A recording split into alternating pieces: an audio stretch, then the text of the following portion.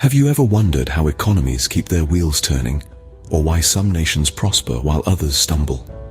The answer lies, in part, within a theory called the classical Keynesian model. This model is an economic puzzle with aggregate demand as its first piece.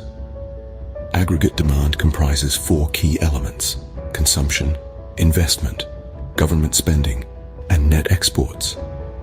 Each of these elements plays a distinct role in shaping an economy's fortunes. First up, consumption.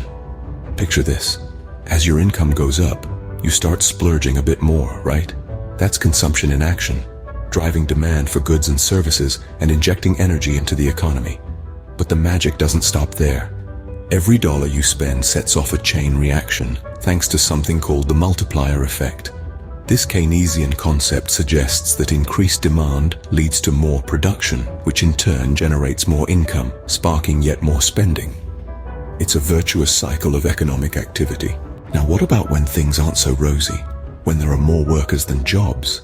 That's where the classical Keynesian model brings in the concept of involuntary unemployment. But fear not, Keynes had a plan for that too. Enter the hero of our tale: government intervention. In times of economic downturn, the government can step in to stimulate growth. How? By ramping up spending on projects or cutting taxes, it can spark economic activity, create jobs, and steer the economy back towards prosperity.